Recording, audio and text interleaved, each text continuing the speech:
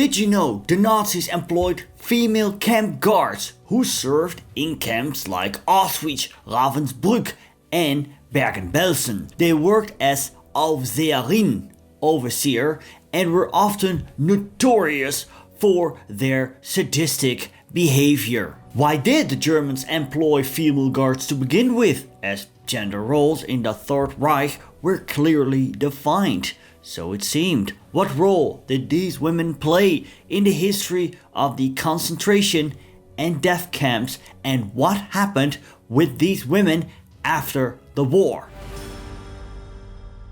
Good to have you back on the channel. If you're new, my name is Stefan, I'm a Dutch history teacher and I make videos about history for you. If you like that, please consider subscribing and don't forget to hit that notification bell. Let's start. For long, not much attention was given to the role of female concentration camp guards.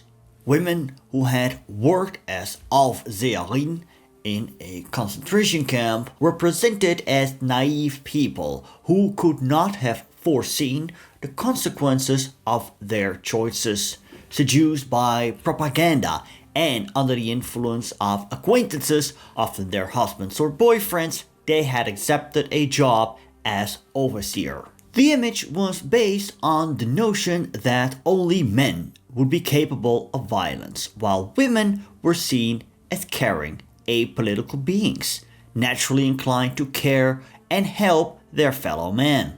Typical of this are two major debates that took place in the 1990s, following the studies of historian Christopher Browner and political scientist Daniel Goldhagen. A year-long debate erupted over the question of how ordinary German men became perpetrators of mass murder. Initially, German women were active only for the Red Cross, in field hospitals, teaching and other support functions, but eventually large numbers of women as perpetrators or witnesses became involved in murdering innocent Jews and other Eastern Europeans. Nazi Germany required women to participate in the war effort, both paid and unpaid. Because men fought primarily, women became overrepresented in agriculture, medicine, and also played an important role in education. As the terror network of the Third Reich expanded, women were also given positions in the concentration camps. However, the first female mass murderers were not concentration camp workers, but nurses. The Nazis' mass extermination program began in hospitals, applying pills, injections, and starvation to deformed babies and mentally or physically handicapped adolescents, all under the guise of scientific progress and the genetic health of the future of the Reich. Within this context, Hitler's first female executioners made their presence felt. In 1941, for example, the 22-year-old Johanna Altvater, a career-minded German company secretary, arrived in the Polish-Ukrainian border town of Volodymyr Volensky. In this town, 20,000 of its 30,000 inhabitants were Jewish. Within 2 years, the Jewish population, first enclosed in a ghetto, had shrunk through executions and mass murders to 400 or 500 survivors. And Altvater played a role in these murders. So who were the women that ended up as Aufseherinnen in concentration camps? One of the most notorious ones was Irma Grese, nicknamed the Hyena of Auschwitz and the Beast of Belsen. Born in 1923 to a woman with a troubled past, broken family, bullied at school, Irma Grese wanted to become a nurse. She eventually found work as an auxiliary nurse at an SS sanatorium in Hohenlichen. During this time, Grese tried unsuccessfully to arrange an internship as a full-time nurse. After some time, Grese was sent to Fürstenberg near Ravensbrück concentration camp. Soon after, she enlisted in the SS as Helferin. As the war turned bad for Germany, the SS was in shortage of personnel, and thus women were allowed to join the force, not officially as soldiers, but in the SS Gefolge, a women's SS division. Of the 50,000 guards who served in the concentration camps, training records indicate that approximately 3,700 were women. In 1942, Grese was admitted to training for camp guards at Ravensbrück. After completing this training, Grese's duties included supervising prisoners who had to work outside Ravensbrück. Later, she was also a guard in the camp itself. In March 1943, Irma Grese was transferred from Ravensbrück to Auschwitz to work as a guard. Testimony from survivors makes it clear that the young German was greatly feared by the prisoners. Irma Grese was extremely cruel and regularly lashed out. According to some reports, Grese established a relationship with Josef Mengele in Auschwitz. She also allegedly helped him select prisoners several times on whom gruesome medical experiments were then performed. She was allegedly responsible for an average of 30 murders a day. Witnesses stated after the war that she regularly let dogs loose on prisoners and walked around with a pistol and a horse whip, with which she regularly beat prisoners. Allegedly, she also gouged out a girl's eye one day because she had talked to someone she knew through the barbed wire. When the Red Army approached the camp, she moved west and ended up in Bergen-Belsen, where she was captured by British forces mid-April 1945. The disciplinary code, which was based on the camp rules, determined how prisoners were to be punished if they broke the rules. The list of punishments ranged from prolonged standing, whippings, to the death penalty, which the camp commander was authorized to impose. The camp rules were enforced by the block leaders. SS non-commissioned officers who were each responsible for 2 to 3 prisoner blocks and who were especially feared by the prisoners because of their unbridled brutality. They showed up unannounced all over the camp and were very well informed of irregularities, usually by their snitches.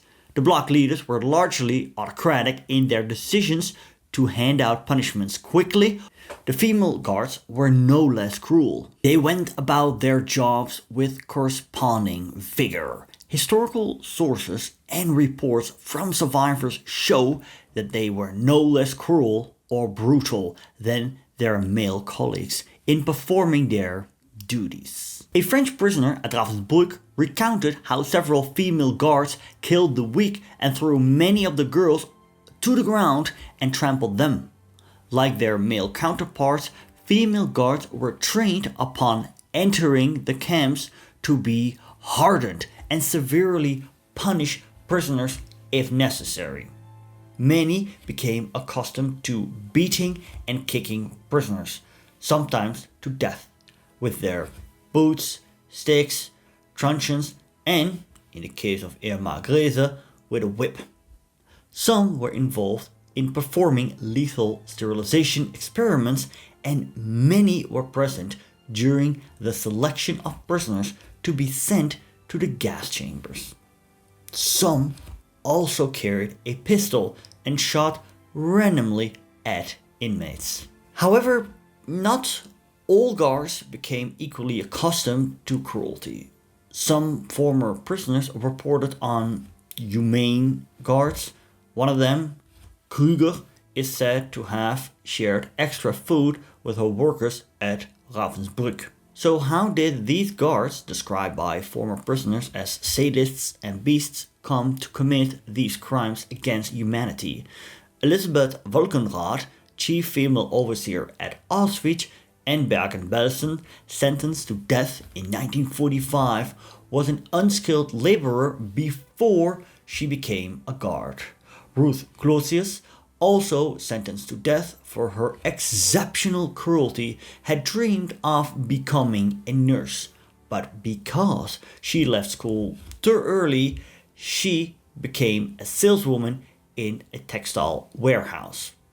Many had been members of the Bund Deutscher Mädel, the Union of German Girls, and had grown up with Nazi propaganda, but many were not members of the Nazi Party, unlike the vast majority of male SS guards who fervently believed in the ideological and racial beliefs of the Nazis. Less than 5% of the female guards were formal members of the Nazi Party.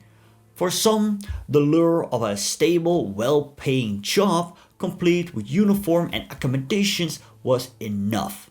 Female guards earned considerably more than the average wage of women of the same age in an unskilled factory job. Becoming a guard meant upward mobility for many of these lower class, less educated women.